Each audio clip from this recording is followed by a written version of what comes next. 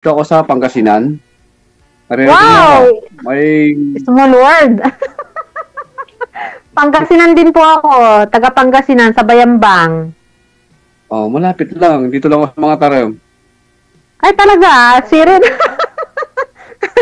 Dito po ako sa Qatar ngayon. Nasa Qatar po ako ngayon. Kumusta po? Ano po yung ano nyo? Nagkakabalahan dyan? Ito, may trabaho din ako araw-araw. Dalawa ang job ko. Ano po ang job nyo? Ang priority ko ngayon is may sarili kasi akong junk shop ngayon. Tapos, alam mo naman, dito sa probinsya natin, di ba? Hindi nawawala yung bukid. Opo. Nagtatanim pa rin ako para may pangkain-kain. Hindi tayo dito Pangasinan kasi. Ako po, 45 na po ako, magpo-46 na ako sa December. Biyuda na po ako. Ako naman, pangalawang sali ko na to asawa. Ay, hiwalay? Ako, pangalawa na rin to. Oo, ako din. Pangalawa, kaso yung una, mayroon siyang girlfriend. Ngayon, nagkabalikan sila ng girlfriend dahil dito kay Sir DJ. Nakita nila kami. So, sabi ko, okay lang. Sabi ko, at least naging honest ka ako. Oo, tama yan. Kaya ako nagpa-line up ulit. Bali, nung sumali po kayo, ma'am, hiwalay po siya sa asawa, di ba? Hiwalay sila? Hindi po, sir. Ano po, mag-shota pa lang sila. Tapos? Ngayon, nagkabalikan po sila nung nakita niya kami, yung ka-line up ko dati. Nakita niya kami, tapos nagsabi si Guy na nag-sorry sa akin kasi nagkabalikan daw. Sabi ko, nang dahil pala sa atin, sabi ko nagkabalikan kasi sabi ko, okay lang, wala namang problema, sabi ko. So, yun, wala na, hindi na ako nag-ulit noon. So, ito, nag-try ulit ako. Baka sakali ka ako, baka pala rin na. Yun pala si Kuya, taga mga Tarim. Magkalapit lang pala kami. Kaya nga, boundary lang ng tulay. Bayan po kami. Bayan po kami ng Bayambang. Malapit lang yan. Siguro mga 45 minutes ang single. Yan. So, ilan ito ba po. Mo? May ano na? Bali, 3 pong lalaki. Ilan taon na yung panganay mo? 25 na po. Kaka-25 lang niya itong September. Sa akin naman, isa. 21 years old. Isa lang? Sa akin yung... Oo. Isa lang anak mo. Ilang taon ka na? 50? Sakto? 50. Sa kanila, yan ang mga gusto ko. Yan ang mga gusto kong mga edad Kasi, pagka medyo bata, parang ikaw pa yung nagiging magtuturo sa kanya. Katunayan, dyan meron ako sa Qatar. Ano po, 10 years na ako dito. 10 years na mahigit. 10 years and 3 months. Katunayan, ma'am, ano po, ma'am? Sabi niyo po? Sabi ko, katunayan po, nandyan po yung pinsan ko nakapag-asawa, mga Becerra, ang apelyido sa mga Tarim. Becerra? Baka may kilala kayo diyang Becerra. Okay. By the way, ho, sir, yung kayo, ho, sir, naka-join na po kayo dati. Kamusta ho kayo nang nakausap nyo? Blinak niya po ako, sir, kaya hinayaan ko na rin. Bakit ganyan black? Pero nasa ibang bansa din. Bakit? Siguro nakukulangan sa time kasi alam niyo naman pag may trabaho. Pagkagabi din kami magkano sa oras. Siyempre, ang inisip ko naman, i-priority ko muna tong negosyo ko. Sabi ko, nag-focus muna ako sa negosyo ko. Ngayon, nakapag-isip ako, kaya sumali ulit ako. Ako rin kahapon lang. Kahapon lang din ako nag-isip kasi ginagamit ko kasi dito imo. Maganda kasi yung imo dito sa Qatar eh. Maliwanag tsaka maano yung signal. Kaya dito kami nag-uusap ni ate ko, kuya ko, yan, si mother. Dito kasi sa amin, sa mga taram, medyo mahina ang signal eh. Lalo na dito sa amin, barangay. Saan po kayo sa mga taram? Alam mo siguro alam mo may Maluluwag Hot Spring? Mga anak ko po ang palaging dyan eh. Naggagala. Oo, yung mga anak ko, pero ako hindi pa ako nakapunta dyan eh. Pero naririnig mo yun? Naririnig ko kasi pagka umuwi ako, naririnig ko yan.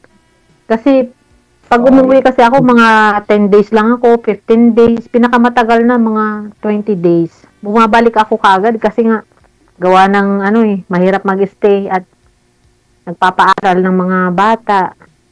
Alam nyo na, byuda na. Kaya wala namang pagkukuhanan. College na ba yung mga binata mo? College Opo, na? yung dalawa, college na. Pag-graduate na po yung sinursing ko next year. Pero si Seaman, gumraduate na po siya. Pero meron pa siyang 1 taon sa labas. Pero, nag-aantay rin siya ng kailan siya sasakay ng barko itong year na to. Hindi ko alam magastos pa eh. Daming bayarin. Ikaw lang nagtataguin sa yung mga anak mo? 3? Opo. Ako lang. Magkakatabi lang po kami ng bahay ni mother. Sa isang compound po sa bahay. Magkakatabi kami kaya hindi po ako nabubuwal sa mga anak ko na naiiwan ko. Kaya bumabalik ako kaagad dito sa Qatar. Saludo ako sa iyo. Salamat po. Katabi lang po namin si Vice Mayor tsaka si Mayor sa Bayambang. Magkakatabi lang kami ng bahay. Kaya nga sabi ko sa iyo, saludo ako sa iyo kasi ikaw lang ng mga anak mo, nagtataguyod. Napakahirap ang buhay kaya ngayon. Oo. Dami ko na nga pong dami ko ng utang. Diyos ko, kaliwat kanan na yung utang ko dahil sa mga bata na nag-aaral. Sir, baka naman. Pautang nga, sir. Sir? Pa? Sabi ko, sir, pautang. Kailan ulit ang bakasyon mo dito? Ang plano ko po, next year, pag graduate si nursing kaso, nagbago po yung isip ko kasi kailangan po ng pera eh. Kasi lilipat ako ng trabaho ko this year. Lalabas na po ako ng Itong December po, nagpaalam po ako sa amo ko na mag-iba po ako ng sponsor kasi ayaw nilang tasa yung sahod ko eh. So, sabi ko, nag-decide ako na lilipat ng ibang company. Magka-company na lang ako kasi ang liit ng sahod. Kaya magta-try po ako sa labas. So, baka hindi muna ako makakauwi ng graduation ng mga anak ko. Sana lang pagka naging success yung paglabas ko dito kasi kailangan po ng pera. Talaga. Sobra. So, ang balak mo niyan, tatapusin mo pa ang aral ng mga anak mo bago ka magpo-forgood dyan sa Bayangbang. Gusto ko sanang magpurgod kung merong kung merong pang akong mahanap na yung desidido na seryoso ba? Kasi naghahanap din ako ng katuwang sa buhay dahil sobra-sobra na po yung ko. Gusto ko na rin umuwi kaso hindi pa ako makauwi-uwi. Wala naman akong dyan. Hanap buhay sa Pilipinas. Kung nandyan po ako. Nagpa-line up tayo kay Sir DJ para makahanap din tayo ng katuwang kung sakaling pangalarin tayo. Dalawa, di. Opo. Pero tignan natin kung magiging success yung natin. So, po kayo? Pangasinan, Ilocano? Gano'n? Ilocano po. Kayo, Pangasinan, Ay, Ilocano. Pangasinan, marunong din ako mag-Ilocano. Kasi si father, Ilocano eh. Pag Ilocano yung kausap ko, marunong din ako mag-Ilocano. Pero, nakasanayan na namin ng Pangasinan.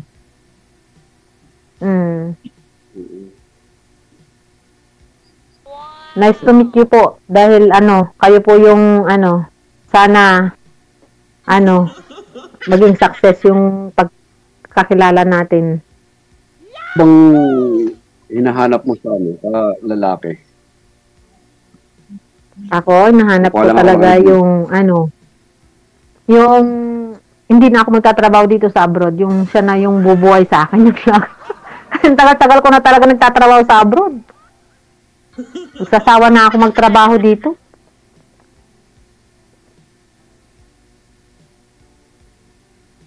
Ito. Nung marinig ni Sir yung sinabi mo, tinan mo parang nabahuan. Oo nga. Sir. Wala na yata. Sir, kung ayaw mo naman bubuhayan si ma'am, walang problema, sir, ha? Oh, maano naman ako, masipag naman ako magtrabaho. Oo nga po. Sir. Kahit na anong trabaho, wala na si kuya. Nag-stop na. Nabusan siguro ng load, ma'am. Baka wala na load. Oo, naalala ko po yun nung sumali dito. Last year pa po yun, no? Parang naubusan din yata. Naubusan din siya ng load. Ay, ganun? Paano kasi? Sige, hintayin mo na lang po siguro na mag-chat, ma'am. Kung mag-chat po siya, sige po. pagpatuloy na lang po ninyo pag-usap ninyo. Thank you so much. Sige po, sir. Thank you po.